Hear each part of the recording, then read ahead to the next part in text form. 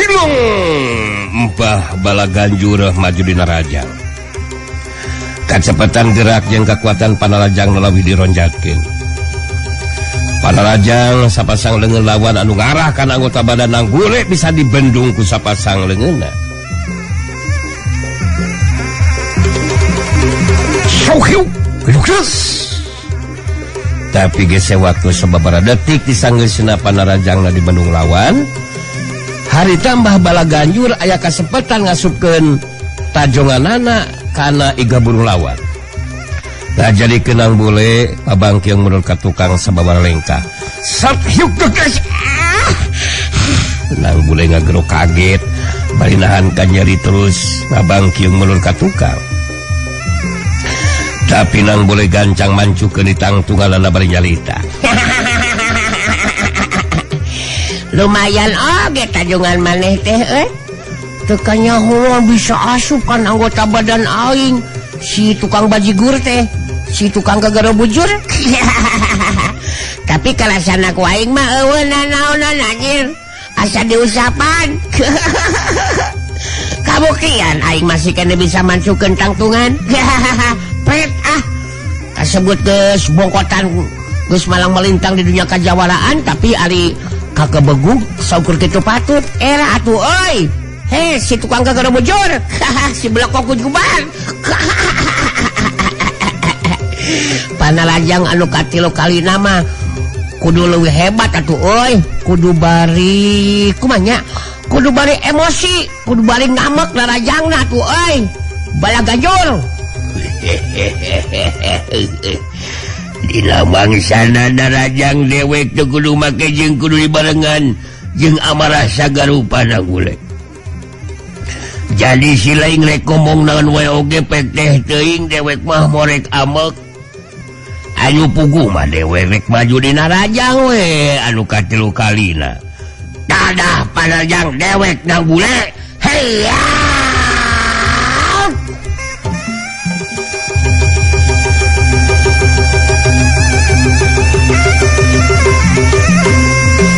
Jorelat Cilung Mbah Balaganjur maju di Narajang. Nang boleh ngerobah cara tarungna henteu ngabendung Panarajang lawan. Tapi nggak jorelat nyingkahan Panarajang anu je lawan. Sok hiu jorelat plos. Nang boleh geus aya di tukangan badan lawan. Sameme nu je lawan ngabalikeun badana. Harita nang boleh sapasang leungeunna ngahantem karena tongong lawan. Tapi nang boleh jadi kagetin sabab Panarajangna siga anu ngahantem karena kalangkang atawa haseup ngeplos ilang taya kakuatanana. Sok hiuk plos. Nang boleh ngagajeng luncat ka tukang. Sedengkeun Mbah Balaganjur ngabalikeun badana. Kecepatan gerak si lain memang hebat Nanggule.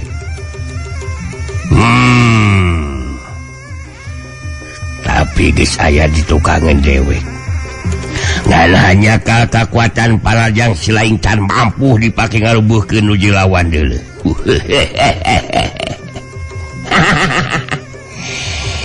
Ngagunakeun ilmu nanahaon mah teh sia. Balaganjur si kajebur karena tukang bubur. Panarajang aing si dikeunang hantap karena tonggong maneh. Tapi Panarajang aing asa keuna kana kalangkang anjir. Heueuh kawas keuna kana haseup anjir. Jadi penasaran kagoengna juga. Jamak we sakitu mah Nanggule. Masih kene aya kekuatan ilmu sejenna nu leuwih hebat Nanggule. Anu matak dina ieu tarung dewek rasa percaya diri. Sarta teh kudu bari dibarengan ku amarah. Tenang we, tenang. Mbah Balaganjur tetep tenang. Malah tengumar caritaan anu bisa ngahudang muncak amarahna Nanggule anu saterusna bakal keluar kekuatan puncakna. anu matak dihina terus-terusan kunang bule Mbah Balaganjur teu amal sarta malas deui ku caritaan sabab Mbah Balaganjur geus boga pamikiran munang bule teu ngagunakeun kakuatan puncakna bisa dipastikeun dirina bakal mampu ngungkulan nang bule. Nang bule saega di diri ngusirkeun paneupteupna ka nuju lawan witus nyarita. Mane geus 3 kali narajang sia. Ayeuna giliran aing deui anu bakal narajang ka maneh sia. Atil bujur. Mana rek ngagunakeun kakuatan ilmunan wae diladenan ku aing mah. Demi mempertahankan mustika anjir. Nyawa aing taruhanana ge sia. Balaganjur, kurang ajar. Memang sakuduna kitu nang bule. Kitu-kitu acan batu lain ge insuna Sirawing meureun. Anu matak dewe ngagunakeun kakuatan ilmu anu aneh ge lantaran hayang uji tepikeun ka mana kahebatan insuna Sirawing. Mangas montong ceblek wae sia. Si tukang gagara bujur. Anu 3 jemur kana bulang bubur. Aing ayeuna bakal maju narajang. Maneh kalaku mah oge bakal roboh ku aing sia. Hayya!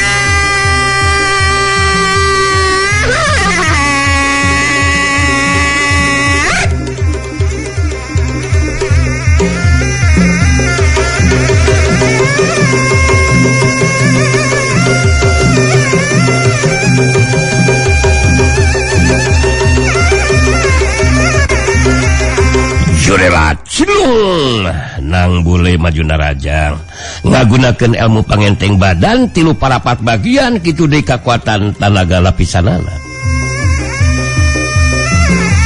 Mbah Balaganjur tadi geus ngagunakeun kakuatan ilmu gaibna mangsa katibanan panajang lawan. Jirimna je teu beda ti kalangkang atawa haseup ngajadikeun ilang daya kakuatan panajang lawan. Waktu panarajang nang boleh datang harita tenyingkahan atawa ngabandung panarajang lawan tapi ngagunakeun kakuatan ilmu gaib anu sajena. Panarajang sapasang leungeunang bule ngahantem kana anggota badan lawan. Mbah Balaganjur katibanan ku panarajang sapasang leungeun lawan. Harita terus ngacungkal rubuh ka bebengkang maring lemah. Sok yuk jebrol, gas, sok yuk, gas. Mbah Balaganjur ngagelonahan ka nyeri, terus gacungkal rubuh maring lemah. Nang bule mancu dina tangtunganana, bari merhatikeun Mbah Balaganjur anu ngacungkal rubuh.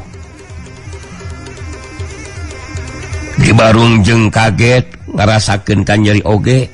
Sabab anu tadi katinggalina Mbah Balaganjur ngajungkal teh tatangkalan anu ukuranana sarua jeung tangtungan jalma seperti halnya Mbah Ganjur. Sidageun jeri Mbah Balaganjur teu katingali aya di sabeureun eta pertempatan. Dina kayanang bule keur ngahuleung harita tina tatangkalan anu dirubuhkeun ku nang bule teh. Kadenge sora Mbah Balaganjur anu nyarita. Dewek ayeuna aya dina tatangkalan nu dirubuhkeun ku si laing nang bule. Tapi ayeuna dewek rek pindah kana batu gede anu gajentul ah. Dewek rek pindah tempat nang bule. Mbah Balaganjur jadi pindah ka batu gede anu ngajentul. Anu rada anggang di tempat lang bule. Sora Mbah Balaganjur anu kaluar tina batu gede ngacentul teh dina caritanana teu wani ngahina kanang bule sigana teh. Dewek pindah kana ieu batu gede lang bule. Tapi sigana mah asa teu ngeunah cicing dina tangkal cau. Bener dewek rek pindah kana tangkal cawe agetang ah.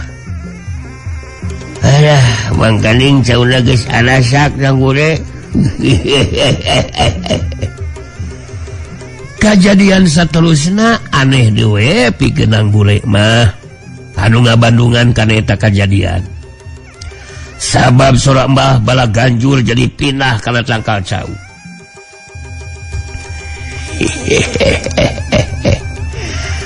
Rada ngeunah cicing dina Tangkal Cau mah nang bule. Tiis karasana teu panas kawas cicing dina batu. Dewek ngagunakeun kekuatan ilmu anu sejet ngarasi lain ngarti we. Dewek teu gampang gitu wae bisa diungkulan ku anu jadi lawan nang bule. Nang bule muserkeun perhatianana kana Tangkal Cau anu ngaluarkeun sorana Mbah Bala Ganjur. Saterusna nang bule nyarita.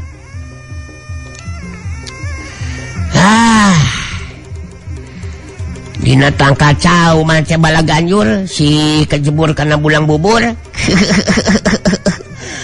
Tarung maneh teh atawa ngajak ucing-ucingan ka aing anjir. Kawas bebenyit wae sia teh. Teu mikirkeun dinya teh geus bolongkotan geus bau taneuh anjir. Ai kalakuan kitu sia teh. Ngajak ulin ka aing. Tu balik maneh mah tarungna anjir kawas ngajak ulin ka bebenyit wae. Mun hayang ngarubukeun aing montong tarung kawas kitu patut anjir. Lantaran maneh cicing dina Tangkal Cau, ku aing dicarajang sa Tangkal Cauna. Hayat!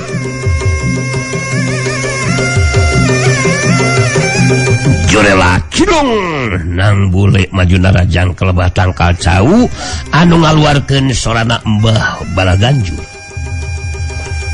Tapi samemeh panarajang nang bule kena kana sasaran. Harita sora Mbah Bala Ganjur pindah di keluar tina luhur Tangkal kai gede. Dewek geus pindah deui aya di dieu ya dina luhur Tangkal kai gede na bule. Aya nyobaan cicing dina Tangkal kai gede euy. Tapi anger masih keneh ngeunaheun dina kaayaan biasa sigana mah. Dewe kerek ngajirim deui dina alam nyata we teu ngeunah di dieu mah. Nang bule kaseuketan bangdengena bisa ngarasakeun ayeuna geteran atawa gerakan ditokeunana. Langsung harita nang bule ngabalikeun badanna ka tukang katingali Mbah Bala Ganjur keur ngajanteng nangtung. Dewek meningkeneh lemrak we kata rajirim nang bule asa teu baru gua tarung bari ngabingungkeun nu jilawan mah. Pindah-pindah sora, pindah-pindah tempat. Si laing penasaran bikin nuliskeun tarung bari nanya. Si goblok. Nya atuh aing memang penasaran sia Bala Ganjur si tukang gagoro bujur. Antara aing jeung maneh can aya kapastian saha anu eleh jajaten.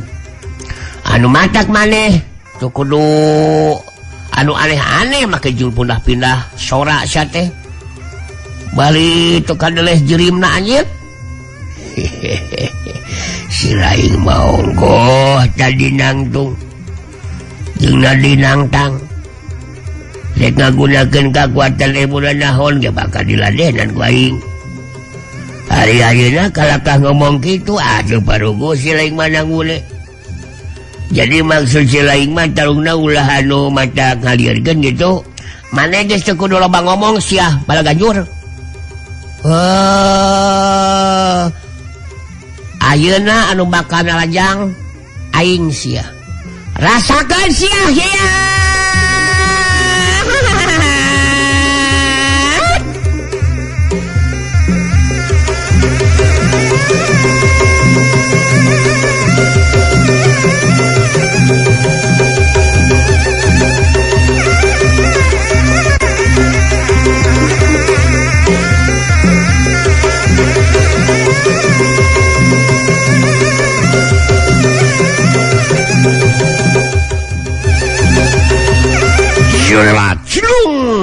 Nang bule maju dina rajang masih ngagunakeun kekuatan talaga lapisan jeung ilmu pangenteng badan tilu parapat bagian.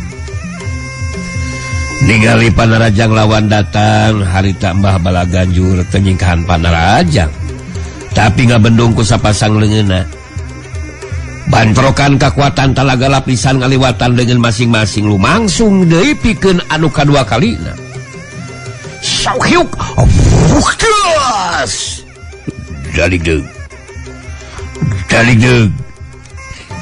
nang bule jeung Mbah Balaganjur ting daligdeug balunur ka tukang sababara lengkah meh dina waktu anu bareng duanana harita pada marancuhkeun tamtunganana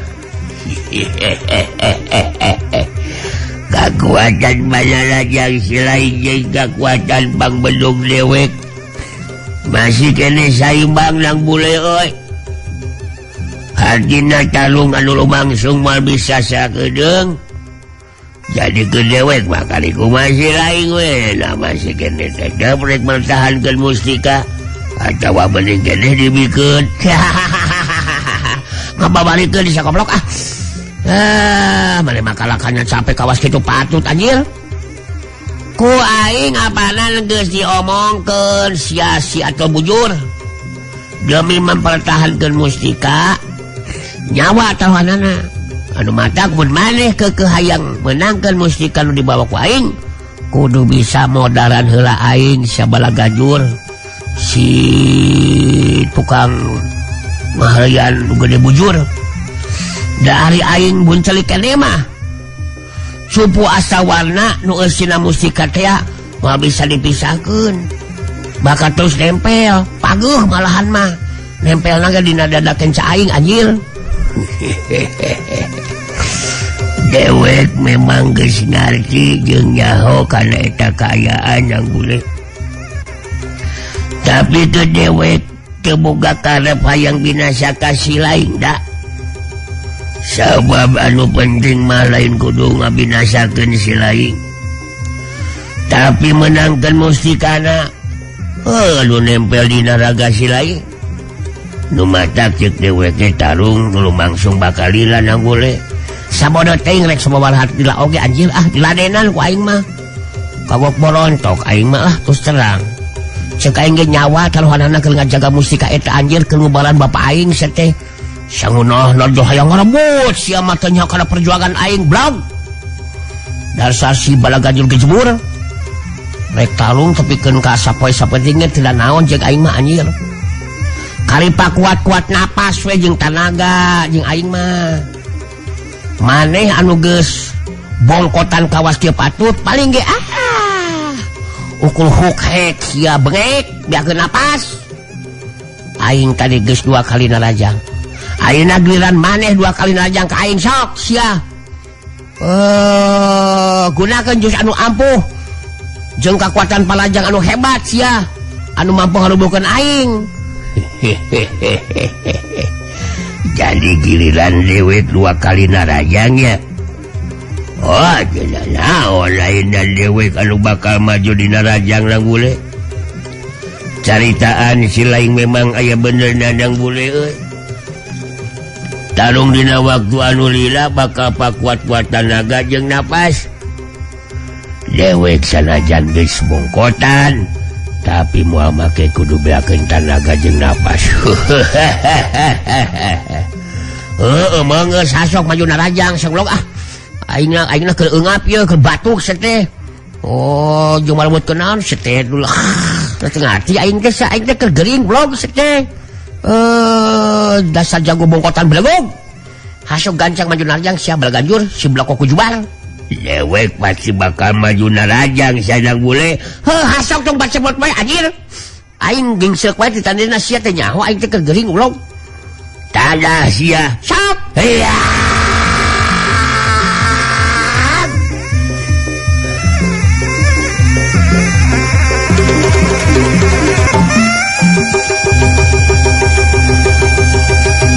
jorelat cidung Mbah Balaganjur maju narajang sauhyuk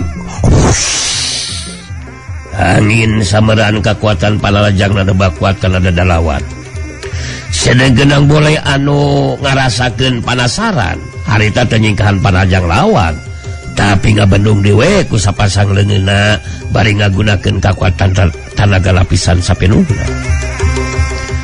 Waktu nang boleh ngabendung panarajang lawan, harita jadi kageteun sabab pareng bantrok jeung leungeun lawan harita kekuatan daya pangbendung nang bule jadi ilang teu beda ti bantrok jeung kalangkang atawa haseup. Syuk displos gila kaya nang bule tacan leungit ka kagetna. Harita panarajang leungeun katu umbah bala ganjur ngahantem kana dada lawan ngajadi keunang bule ngabangking menurut ka tukang. Set hiuk jembrot des. Ya, dada aing beunang anjir. Dada aing beunang anjir. Dada aing beunang anjir. Nang bule ngagerok kaget binahan ka nyeri terus ngabangking menurut ka tukang sababaraha lenggah. Bangking. Jaligeg. Ranag nang bule ngeureunkeun sukuna anu keur ngadalih ka tukang. Saterusna mancukeun tangtunganana. Nang bule ngatoreng hapan-napasna bari nyelang ngararet ka lebah talungna Nyi Manik anu keur ngayunan Kiragabaya. Dina tarung anu lumangsung sangeusna liwat sababaraha jurus, Kiragabaya masih bisa nyingkahan sabetan pedang lawan. Tapi panarajang leungeun kenca jeung tajongan Nyi Manik kungsi beunang kana anggota badana. Syuk sabetan pedang Nyi Manik ngarah kana beuheung lawan. Kiragabaya rekat ngagajeng luncat ka gigil. Hiuk gajeng Amplos. sabetan pedang bisa disingkahan lawan.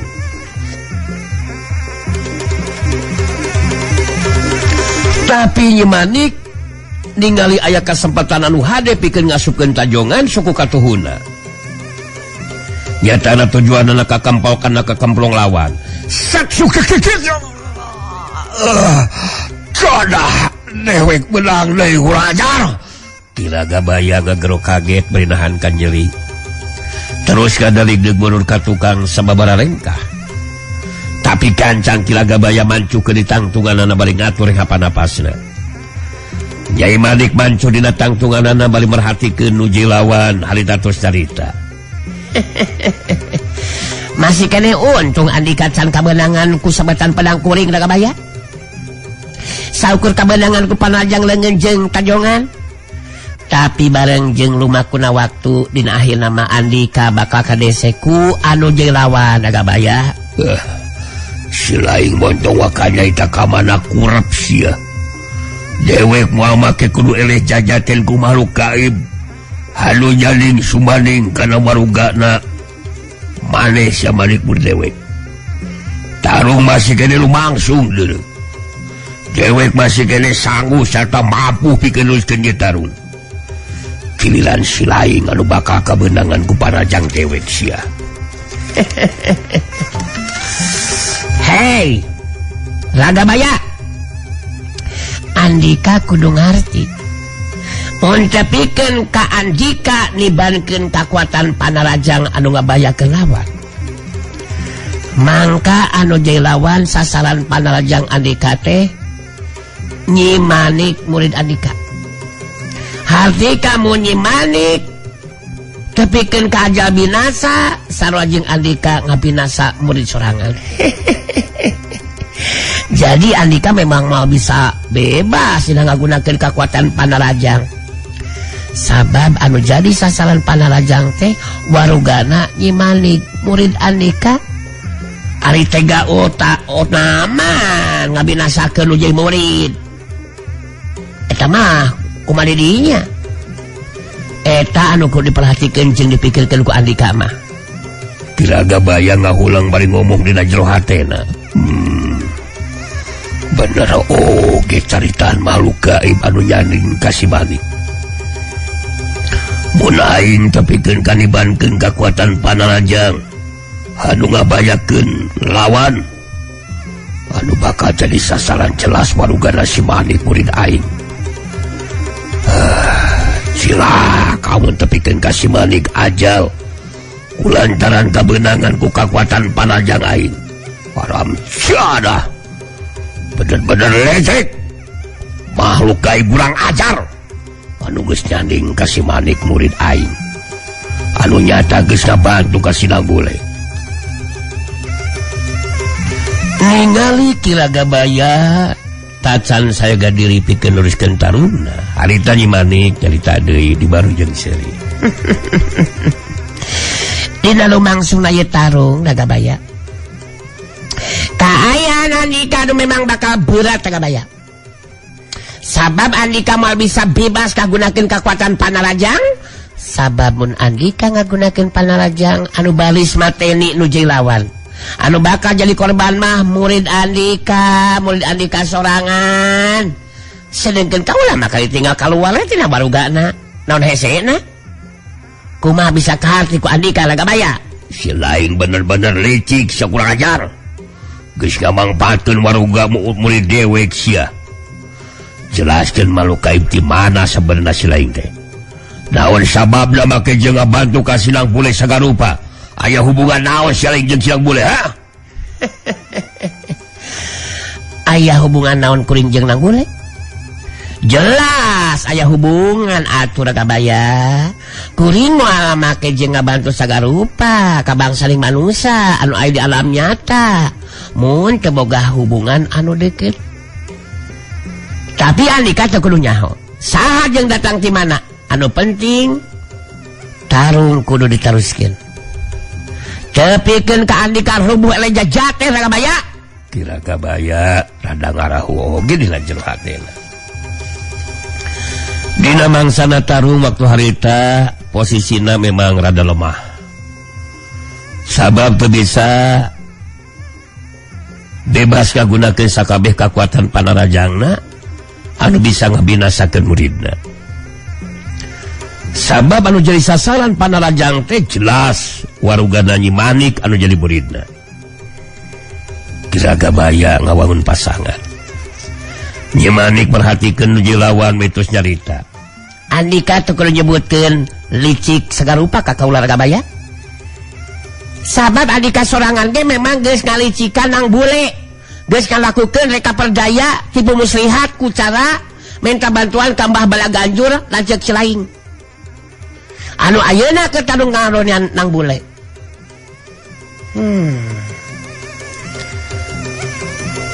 Mbah Balaganjur diungkulan ku Nang Bule. Ajen pangaltina ku anu jelawan kajadiana seperti kitu. Mangka karep kaya Andika ngarebut musika teh moal bisa laksana jadi kanyataan sia Gagabaya. Kira Gagabaya anu geus saga diri pikeun nuliskeun tarungna harita musirkeun paneutepna ka nuju lawan betus nyarita. Si lain geus teu kudu loba carita sia. Urang teruskeun sia tarungna. Kalau kumaha oge si lain kudu kaluar tina warugana si Manik murid dewek deuleu. Tanah sia Panarajang dewek. Heya.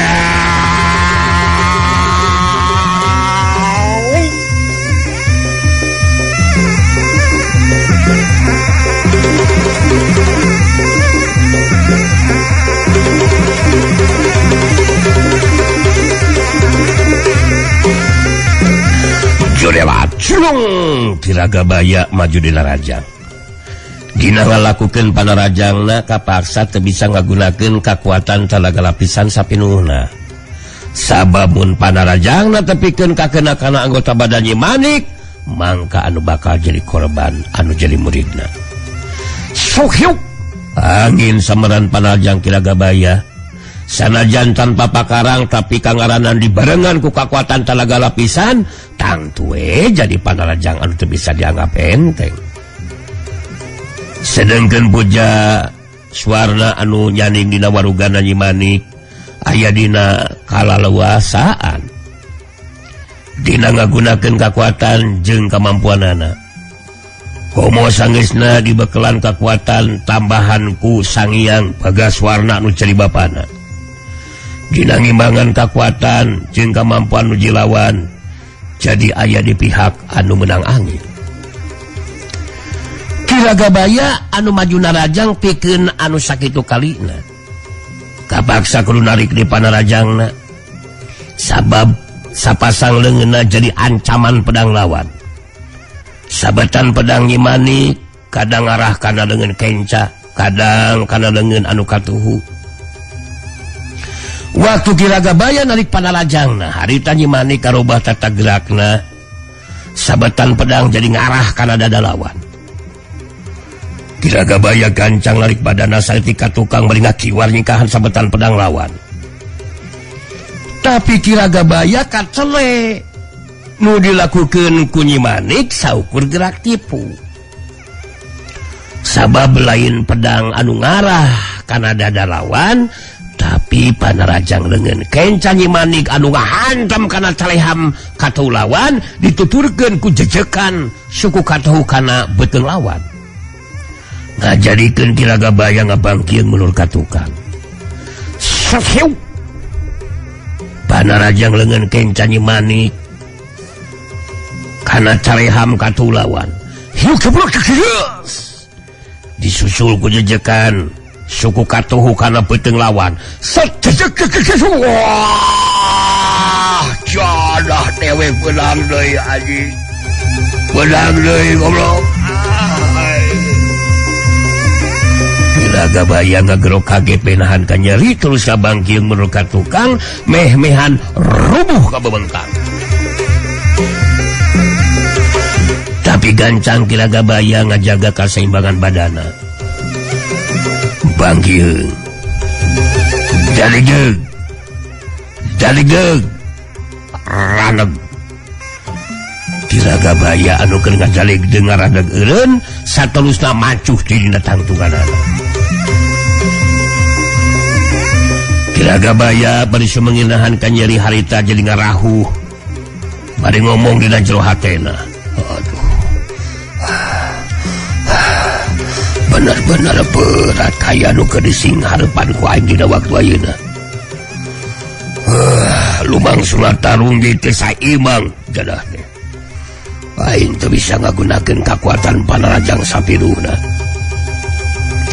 Sabab bakal ngabayakeun si Manik anu warugana digunakeun ku makhluk gaib anu keur nyaning kana warugana.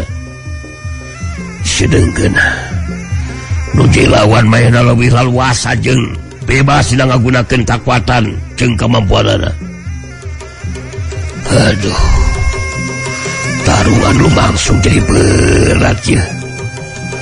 Cacakamun ku aing atau ku Kang Ganjur mah tang boga ilmu napikeun ngungkulan makhluk gaib anu nyaning kana warugana si Wadik.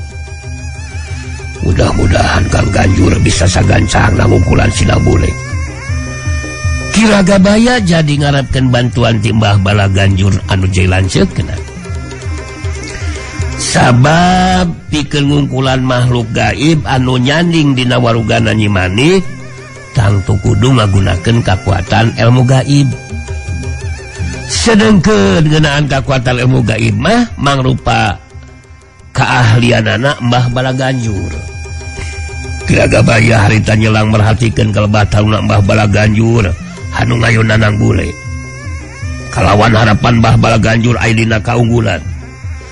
Harita Mbah Bala Ganjur macu dina tangtunganana bari museukeun perhatianana kanu jai lawan betos nyarita. Wayala si lain geus kawenangeun deui we ku panjang dewek da bule. Puguh ilaharna dina talung mah euy.